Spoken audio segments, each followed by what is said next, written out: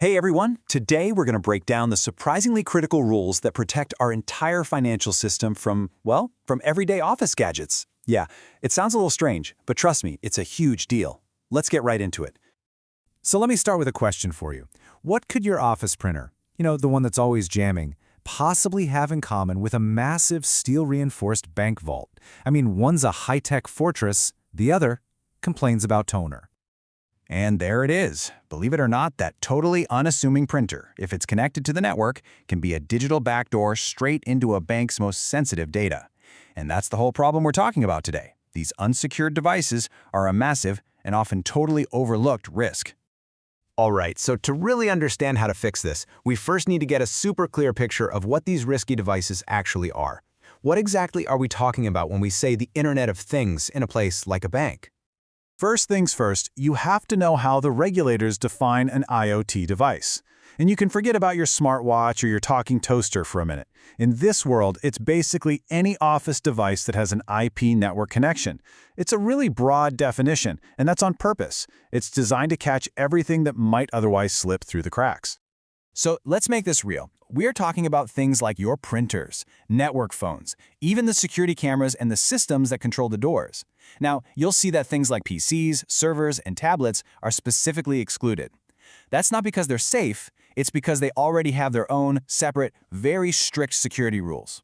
The focus here is on all that other connected tech that so often flies completely under the radar. Okay, so we know what the problem is. Now let's dive into the solution. Regulators have put together a very specific rulebook for financial institutions to get these devices locked down tight. And here is the mission statement, straight out of the regulations themselves. I want you to notice that key phrase, reduce related operational risks.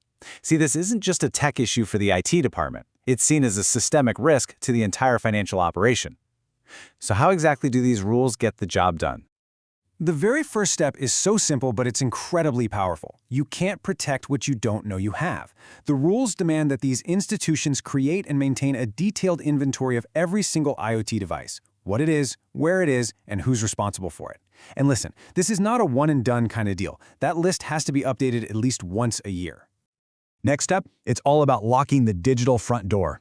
The rules on authentication are really strict. First thing, get rid of every single factory default password immediately.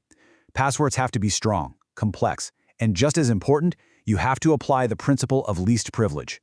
All that means is that people should only have the absolute bare minimum access they need to do their job, and not announce more. And finally, the connection itself has to be rock solid. All Wi-Fi has to be encrypted, no exceptions. The rules also require something called whitelisting, which is a fancy way of saying only pre-approved, known devices are even allowed to connect to the network. And this is critical. Any non-essential services on a device, they gotta be turned off. You want to make the target for an attacker as small as possible. And for anything facing the public internet, a super strict firewall is an absolute must. Now, in a perfect world, every single device would meet all these standards, no problem. But, we don't live in a perfect world. So what happens when a device just can't comply? This is a really practical question, right? Just think about it. Maybe you have an older but still totally critical piece of equipment. You can't just toss it, but it was designed and built way before anyone was thinking about modern cybersecurity. What do you do then? Well, the solution is something called compensating controls. Basically, if a device can't meet the normal security requirements, like say it can't get security updates or use strong encryption, you have to compensate by building a virtual wall around it. That means you severely restrict its internet access, you crank up the access controls, and you monitor all of its network activity all the time for anything that looks even a little bit suspicious. But there is a catch. You can't just isolate a vulnerable device and then forget about it. If a device has a known weakness that you know can't be fixed, the institution has to put it on a formal schedule to be replaced. It's basically a ticking clock for that piece of hardware. So, we've covered the tech side of things, but the regulations are really clear that technology alone is not enough. Real, effective security is just as much about people and having a solid process. So how do you make sure people are part of the solution? Training.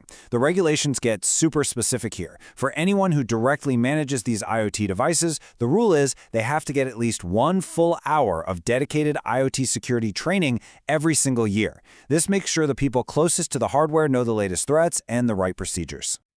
And that training requirement doesn't stop with the specialists. For the annual security awareness training that every single employee has to take, at least 30 minutes of it must be focused specifically on IoT risks. The goal here is to build a human firewall, right? To make everyone from the CEO down to the bank teller aware that a hacked printer can be just as dangerous as a stolen password. And this brings us to the full security lifecycle. The regulations really spell out that security is not a one-time project. It's a continuous process. It starts before a device is even purchased with a formal evaluation. It continues through the active management and those regular assessments we talked about, and it ends with a carefully planned decommissioning to make sure those old, vulnerable devices are retired safely. Okay, so let's boil all of this down to the key takeaways. Number 1, you have to treat every single connected device as a potential security risk. Number 2, your first line of defense is just good cyber hygiene, strong passwords, secure networks.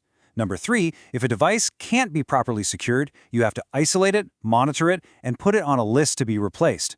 And finally, maybe the most important point, technology is only half the puzzle. Real security depends on well-trained people and a consistent, repeatable process. At the end of the day, it all comes back to knowing every single device on your network. And that brings us to a final thought.